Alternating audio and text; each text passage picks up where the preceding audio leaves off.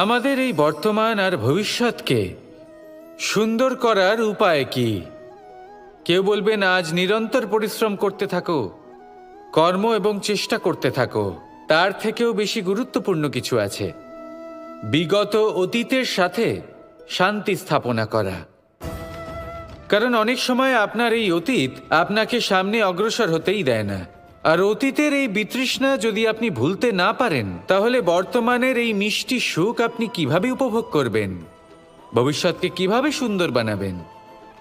তাই এই অতীতকে ভুলে যান, এর থেকে যা শিক্ষা প্রাপ্ত করার করে নিন, আর বর্তমান এবং ভবিষ্যৎকে আরো সুন্দর করে তুলুন। আর আমার সাথে ভালোবেসে বলুন, রাধা রাধা।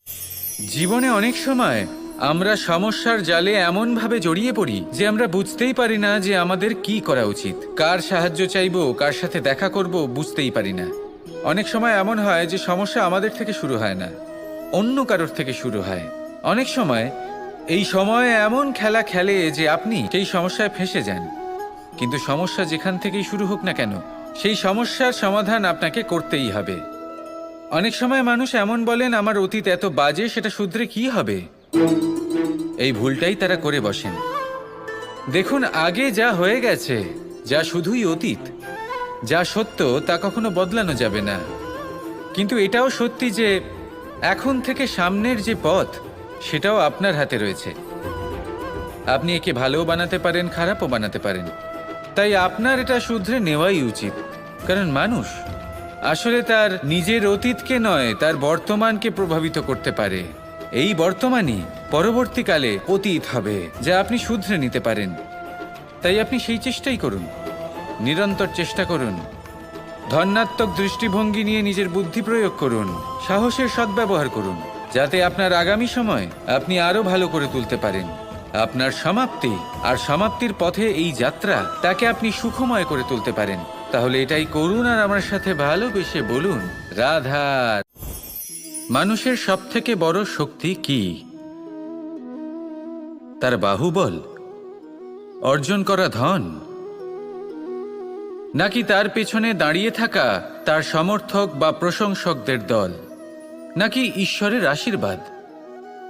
সেটা কি? মানুষের সবথেকে বড় শক্তি হলো একটাই, আর তা সকলের মধ্যে আছে। আর তা হলো তার নিজের অস্তিত্ব, যা অন্য কারোর মধ্যে নেই। সংসারে অনেক লোক রয়েছেন, কিন্তু কেউ আপনার মতো নন। এটা হলো আপনার শক্তি, এ হলো আপনার নিজস্ব শক্তি। দুর্ভাগ্যবশত বেশিরভাগ মানুষ এটা বুঝতে পারেন না, নিজের শক্তিকে চিনতে পারেন না। কিন্তু যদি আপনি চিনতে পারেন, তাহলে আপনি নিজের অন্তরে অনুভব করবেন একটা অসীম শক্তির অস্তিত্ব। যে সাফল্যের পথে আপনি চলছেন, আপনি দেখবেন যে এই সাফল্যের দ্বার নিজে থেকেই খুলে গেছে। শুধু প্রয়োজন হলো নিজের এই শক্তিকে চিনে নেবার, নিজের এই বিশেষত্বকে বোঝার। কারণ এই যে আপনার বিশেষত্ব, এ কোনোদিনও আপনার থেকে দূরে চলে যাবে না, চিরকাল আপনার সাথে জড়িত থাকবে। যদি আমি বাহুবলের কথা বলি, সময়ের সাথে সেটা চলে যাবেই। যদি কথা বলি অর্জিত ধনের, তাহলে সময়ের সাথে সেটাও চলে যাবে। মিত্র, পরিবার, বন্ধু, আশীর্বাদ, এই সব কিছু আপনার থেকে দূরে চলে যেতে চলেছে, সেটা আপনিও জানেন।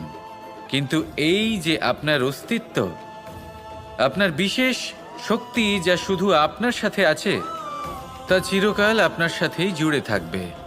দরকার হলো শুধুমাত্র এটা চিনে নেওয়ার, নিজের উপর বিশ্বাস রাখার, আর জীবনে এগিয়ে চলার। আপনি যদি এটা করেন, তাহলে সবাই এটা দেখে আপনার থেকে শিক্ষা নেবেন। অমৃত আসলে কি?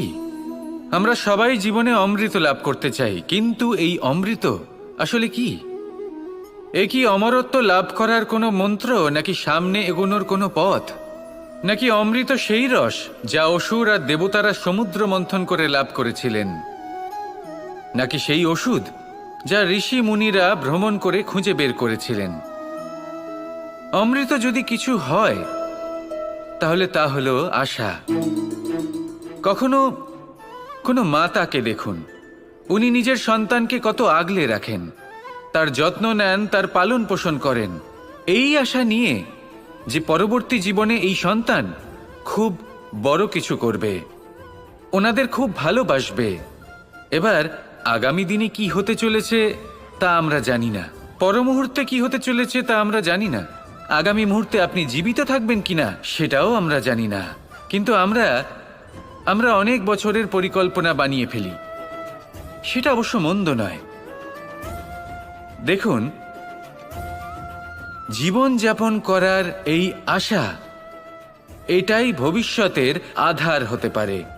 তাই এই আশা হলো গুরুত্বপূর্ণ, তাই একে নিজের সাথেই রাখুন। কথায় আছে যে যে ব্যক্তি নিরাশ হয়ে পড়েন, যার মধ্যে কোনো আশা বাকি থাকে না, তিনি হয়তো বেঁচে আছেন কিন্তু একটা মৃত জীবন যাপন করছেন। তাই এই আশার সঙ্গ কখনো ত্যাগ করবেন না, একে চিরকাল